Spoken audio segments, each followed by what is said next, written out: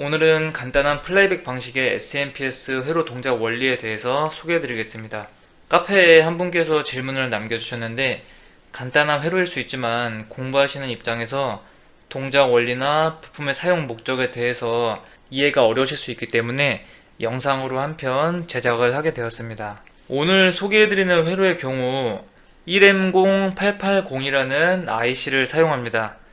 이 친구 같은 경우는 오른쪽에 있는 이러한 IC와는 다르게 내부에 모스FET를 내장하고 있는 것이 특징입니다. 그리고 내부에 많은 기능을 가지고 있기 때문에 보시는 것처럼 핀 수가 많지가 않아요. 따라서 주변 내로를 간단하게 설계할 수 있다는 장점을 가지고 있습니다. 물론 그만큼 문제가 생겼을 때 해결이 어렵다거나 내 입맛에 맞게 회로를 수정해서 사용하는 것이 불가능하다는 단점을 가지고 있는데요. 그렇지만 회로가 간단하기 때문에 처음 공부하시거나 아니면 단순히 내가 사용하는 입장에서 본다면은 굉장히 손쉽게 사용할 수가 있습니다. 그리고 이러한 형태의 IC가 굉장히 시중에 많이 나와 있어요.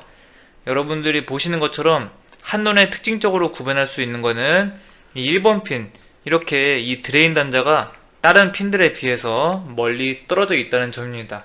오늘은 이 IC가 사용된 SMPS의 회로 동작 원리에 대해서 말씀드리겠습니다. 그리고 다음에는 이러한 PWM IC가 사용된 SMPS 회로의 동작 원리에 대해서도 소개를 해드리겠습니다. 네, 오늘 소개해드리는 내용 같은 경우는 실무 전자회로 모음 1편에서 보실 수 있는 회로이고요. 혹시 전자책에 관심이 있으신 분은 고정 댓글에 링크를 참고해 주시면 감사하겠습니다. 자, 그러면은 바로 회로의 동작 원리에 대해서 한번 입력부터 이 출력까지 이렇게 한번 따라서 가보겠습니다. 이 회로는 220V를 입력으로 받아서 사용하는 회로입니다.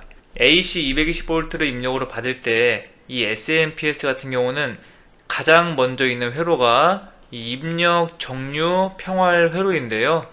여기에 이 평활 캐패시터가 사용이 됩니다. 여기에 있는 이 평활 캐패시터 때문에 전원을 인가하는 순간에 굉장히 높은 값의 도립전류가 흐르게 돼요. 그 도립전류를 제한하기 위해서 서미스터가 하나 직렬로 입력 쪽에 들어가게 됩니다. 그리고 회로의 고장이나 어딘가 망가졌을 때 과도하게 전류가 흐르는 걸 방지하기 위해서 여기 위쪽에는 휴지가 사용된 걸 볼 수가 있어요. 그리고 이 친구는 바리스터입니다. 이 휴지와 바리스터, 서미스터에 대해서는 제가 어제 영상을 촬영을 했었어요. 그래서 이거는 그 영상을 한번 같이 보시면 도움이 되겠습니다. 그리고 조만간에 추가로 영상을 제작을 할 건데 그 영상에서는 이 X 캐패시터와 라인 필터, 그리고 이쪽에 있는 Y 캐패시터에 대해서 소개를 해드릴 겁니다. 이러한 친구들은 모두 노이즈를 억제하기 위해서 사용하는 부품들인데요. SMPS 같은 경우는 내부에서 높은 스위칭 주파수를 가지고 작동하기 때문에 노이즈가 굉장히 많이 발생합니다. 그러한 노이즈가 이러한 입력 라인을 타고 외부로 전달되면 다른 장비에 좋지 않은 영향을 줄 수 있기 때문에 그러한 노이즈를 줄여서 내보내는 것이 필요하고요. 반대로 외부에서 인가되는 이러한 노이즈에 대해서도 SMPS가 오동작할 수 있기 때문에 그러한 거를 필터, 막아주는 역할을 한다고 생각하시면 좋습니다. 보시는 것처럼 이 라인 필터는 L이고 여기에 있는 것들은 C입니다. 이 LC 필터는 로우 패스 필터를 형성하게 돼요. 저주파만 통과시키고 고주파는 통과시키지 않겠다, 그러한 목적을 위해서 입력 쪽에는 LC 필터가 사용이 됩니다. 그리고 아까 잠깐 말씀드린 것처럼 이쪽에는 정류 평활 회로가 있게 되는데요. 좌측에서 AC 220V가 입력이 되면 그거를 DC 약 310V에 가까운 전압으로 만듭니다. 우리는 이 전압을 스위칭을 할 겁니다. DC를 만들기 위해서 이런 식으로 대용량의 전해 캐패시터가 사용이 되고요. 여기 사용된 2W 330kohm의 저항은 이 회로에서는 방전을 위해서 사용이 됐습니다. 이러한 방전 저항은 필수는 아니지만 대용량이 사용되었을 때는 전원을 끄고도 조금 오랜 시간 전압이 남아있을 수 있기 때문에 그런 것들을 방전시키기 위해서 사용을 하게 돼요. 그러면 우리가 회로를 볼 때 눈여겨봐야 될 거는 이러한 기호들입니다. 이러한 기호들은 내가 일일이 이 전선들을 모두 연결해서 회로를 그릴 수가 없기 때문에 단순화시킨다고 생각을 하시면 돼요. 실제 기판 혹은 PCB에서는 반드시 연결되어야 하는 부분들인데 도면상에서는 간략하게 그리기 위해서 이러한 기호를 사용합니다. 따라서 이 좌측에 있는 이 VCC 그리고 이쪽에 있는 이 그라운드 기호는 이 오른쪽 위에서 쭉 연결된 거라고 반드시 이해를 해주셔야 돼요. 따로 떨어져 있다고 다른 뜻이 아닙니다. 네, 그러면은 이제 이 DC 310V를 만드는 부분까지 왔고요. 이걸 가지고 어떤 식으로 SMPS가 작동하는지 한번 같이 생각을 해보겠습니다. 이거를 이해하려면 우리는 결국 이 IC를 작동시켜서 회로를 동작시키는 것이기 때문에 이 IC에 대해서도 조금은 알아야 합니다. 그래서 데이터 시트를 같이 보면서 동작 원리를 말씀을 드릴 거예요. 그래서 조금 보시기 어려우실 수 있지만 이렇게 데이터 시트랑 회로도를 같이 보면서 좀 말씀을 드리겠습니다. 이 친구는 1번 핀이 이제 드레인으로 되어 있습니다. 내부에 모스 FET가 내장되어 있다고 말씀드렸는데 그 내장된 모스 FET는 여기 있어요. 그래서 1번 핀은 드레인이랑 연결되게 되는데 얘를 외부의 트랜스포머에 연결을 하게 될 겁니다. 그리고 그라운드, 이 그라운드는 모스 FET의 소스랑도 연결이 되게 되고 이 내부 회로에 그라운드가 같이 연결되게 됩니다. 얘를 실제로 사용할 땐 이러한 이 전류 경로가 중첩된다는 문제 때문에 PCB를 설계할 때 조금 유의를 해야 될 필요가 있어요. 그 부분은 지금은 모르셔도 좋고요. 그리고 여기 3번 핀은 VCC. 이 친구, 이 내부 회로가 일을 하려면 밥을 줘야 되잖아요. 그 밥이라는 거는 전자 회로에서는 결국 전압을 공급해 주는 건데 그 전압을 공급해 주기 위한 핀이 요 3번에 있습니다. 그리고 5번 핀은 소프트 스타트라고 해서 외부에 캐패시터를 하나 연결해서 이 캐패시터가 만들어내는 시정수를 이용해서 이 SMPS가 맨 처음에 작동을 시작할 때 조금 천천히 작동하게끔 할 겁니다. 이런 식으로 천천히 작동하게끔 하는 이유는 맨 처음 전원을 스타트하는 그 순간에는 전류가 많이 흐르려는 경향이 있기 때문에 그래요. 그러한 상황을 방지하기 위해서 이 SMPS 회로를 구성할 때 이런 식으로 소프트 스타트 회로가 많이 들어가게 됩니다. 그러한 기능을 위해서 5번 핀이 하나 나왔다고 이해를 하시면 돼요. 그리고 4번 핀은 FB라고 써져 있는데 이 FB는 피드백의 약자입니다. 우리 이상적인 전원장치는 뭐라 했었죠? 입력의 변화에 상관없이 출력의 변화에 상관없이 항상 일정한 DC를 내보내는 게 이상적인 전원장치라고 했습니다. 그러한 기능을 위해서는 반드시 네거티브 피드백으로 회로가 구성이 돼야 되는데 그때 사용하는 핀이 저 4번 핀이라고 생각을 하시면 되겠습니다. 그러면 이 내부 회로 동작에 대해서 조금 쉽게 이해하실 수 있는 부분을 소개해드리고 앞으로 돌아가서 다시 전체 회로의 동작을 한번 같이 살펴보겠습니다. 자, 이 친구 같은 경우는 이 3번 핀이랑 2번 핀을 통해서 전원을 공급을 받게 됩니다. 그러면 가장 먼저 연결되는 회로가 이쪽에 레퍼런스 회로가 있어요. 32V를 넘는 전압이 입력되지 않도록 여기에 제너 다이오드를 이용해서 보호하고 있는 걸 알 수가 있고요. 이 친구는 통상 이 UVLO라고 하는데 낮은 입력 전압에 대해서는 작동하지 않게끔 하려는 목적으로 사용하는 회로라고 생각하시면 됩니다. 이제 이러한 보호 회로가 이상이 없으면은 5V의 레퍼런스 전압을 출력하게 합니다. 이러한 5V의 기준 전압은 내부 회로를 작동시키는데 사용을 하게끔 합니다. 5V 전압이 정상적으로 출력이 된다는 것은 외부에서 정상적인 전압이 입력되는 거랑 동일한 상황이기 때문에 이제 그러한 거를 좋다고 생각을 하고 이제 스위치를 작동시키기 위한 조건으로 하나 여기게 되는 겁니다. 그리고 이 레퍼런스의 출력을 이용해서 발진 회로를 작동시키게 되는데 이 발진 회로를 통해서 내부 회로는 67kHz의 스위칭 주파수를 가지고 작동하게 됩니다. 이 IC 같은 경우는 외부의 저항이나 캐패시터 이러한 소자를 내가 사용할 필요 없이 내부 회로의 이 발진 회로를 이용해서 고정적인 스위칭 주파수로 아예 작동을 하게 합니다. 그러면 이 오실레이터의 출력은 하이와 로우를 반복하게 될 텐데 그렇게 하이와 로우가 반복되는 걸 이용해서 내부에 있는 FET를 작동시키겠다는 것이죠. 그리고 아래는 이 SR 레치들이 사용이 되는데 이 SR 레치들은 언제 스위치를 켜고 끄게 할 건지 이 피드백 부분이랑 연관된 겁니다. 여기 피드백 회로는 내부를 이해하는 게 사실 조금은 어려우실 수가 있어요. 그래서 이 부분에 대해서는 아쉽지만 오늘 영상에서는 소개하지 않고 다른 번 영상 FET를 외장으로 사용하는 PWM IC의 동작을 설명드릴 때 그때 조금 더 자세하게 설명을 드리겠습니다. 그러면 다시 회로의 앞부분으로 돌아가서 이 회로의 작동 원리에 대해서 말씀을 드리겠습니다. 자, 우리는 결국에 여기 사용된 이 IC의 작동으로 인해서 전체 회로의 동작이 유지가 되게 됩니다. 그러면 이 IC에다가 우리는 밥을 줄 수가 있어야 돼요. 그쵸? 아까 밥이라고 하는 거는 전압을 넣어 줘야 된다고 했습니다. 맨 처음에 AC 220V가 입력되는 상황에서는 얘한테 밥을 줄 수 있는 어떠한 경로가 없어요.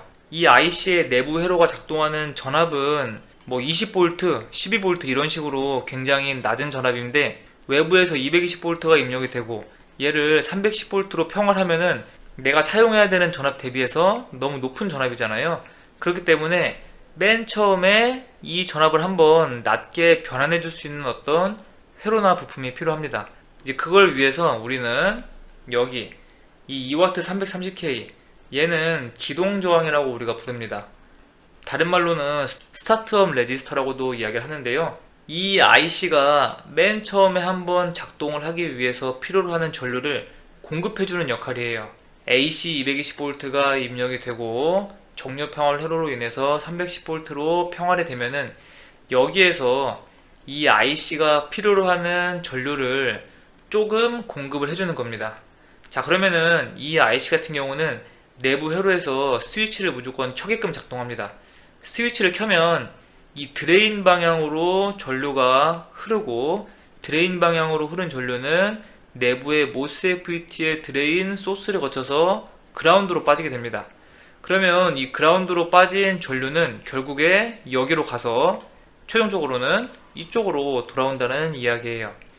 자, 그러면은 이렇게 전류가 흐를 때 이 회로는 플라이백 컨버터 회로입니다. 이쪽을 통해서 전류가 한번 흘렀다가 스위치가 꺼지고 나면은 그때 2차 측으로 전력이 전달되게 돼요.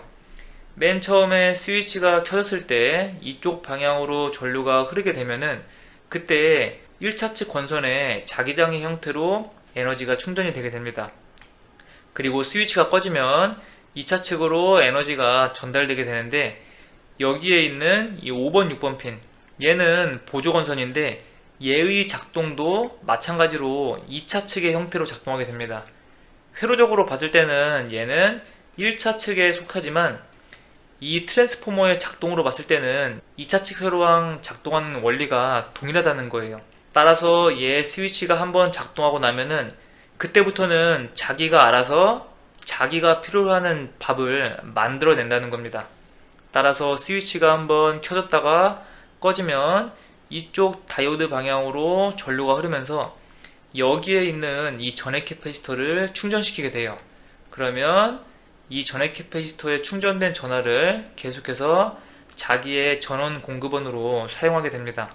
지금 제가 말씀드린 부분에 대해서 조금 이해가 안 가실 수가 있거든요. 이거를 이해하시려면은 이 플라이백 컨버터에 대해서 원리를 이해를 해야 되는데 이 플라이백 컨버터에 대해서는 조만간 영상을 하나 만들어 가지고 구체적으로 설명을 드리도록 하겠습니다. 어쨌든 중요한 거는 스위치가 켜졌다가 꺼졌을 때 전력이 넘어간다는 겁니다. 그리고 이 5번, 6번 핀에 연결된 이 건선은 우리가 통상 보조건선 이런 식으로 명칭을 많이 부르는데요. 회로적으로는 1차 측에 연결이 되어 있지만 작동의 원리는 이 2차 측과 정확히 동일하다는 거, 그거를 기억해 주시면 좋겠습니다. 그래서 이 3번 핀을 통해서 전원이 공급이 되는 거는 맨 처음에는 이 저항을 통해서 기동 전류가 흐르고 그 이후부터는 자기가 작동을 하면서 자기가 필요로 하는 전압을 만들어 낸다는 겁니다. 그래서 이 3번 핀에 대해서 조금 설명을 해드렸고요. 여기 1번 핀 드레인에 연결된 회로를 보면은 이쪽에 웬 다이오드랑 저항이랑 캐패시터가 보이는데요. 여기 전류가 흘렀다가 끊어지면 여기에는 높은 스파이크성 과전압이 발생합니다. 이 스파이크성 과전압이 발생하는 이유는 누설 인덕턴스, 우리 리키지 인덕턴스라고 하는데요. 이 친구 때문에 발생하게 됩니다. 인덕터는 전류의 흐름에 역행하려는 성질을 갖고 있다고 여러 영상에서 말씀을 드렸는데요. 전류가 흘렀다가 끊어지면 이 전류를 계속해서 흘려주려는 성질이 있기 때문에 전압원이 된다고 했습니다. 이 방향으로 흐르던 전류를 유지하고 싶어하는 성질이 있기 때문에 전압원이 되게 돼요. 따라서 이 310V의 누설 인덕턴스로 인한 스파이크성 전압이 더해집니다. 그러면 여기에 나타나는 전압은 이 회로의 작동 상태에 따라 다르게 되는데, 낮으면 500에서 높으면 700, 800V 수준까지 올라가게 돼요. 이러한 높은 전압은 노이즈로 작용을 하게 되고, 이 IC 내부의 모스FET를 고장낼 수 있을 전압이 되기 때문에 어느 정도 적정 수준으로 감쇄를 해줘야 됩니다. 그래서 여기 있는 이 회로는 우리가 스너버 회로라고 하게 되는데, 이 스너버 회로는 노이즈를 줄이려는 목적으로 사용을 하게 돼요. 동작 원리는 간단합니다. 스위치가 꺼졌을 때만 이 다이오드가 도통이 되게 되는데, 그때 캐패시터를 충전시키고 이 저항으로서 전력을 소모하게끔 하면 노이즈의 성분을 열로서 태우게 되는 겁니다. 이제 그런 식으로 작동을 하게 돼요. 그리고 이 5번 핀은 아까 소프트 스타트 단자라고 말씀을 드렸는데, 여기 외부에 1마이크로패럿의 전해 캐패시터를 하나 연결했습니다. 얘를 충전시키기 위해 걸리는 그 시간 있죠. 얘를 충전시키려면 캐패시터 양단 전압이 이런 식으로 상승이 될 텐데, 이러한 시간만큼 이 IC를 천천히 작동시킨다고 이해를 하시면은 조금 이해가 쉬우실 겁니다.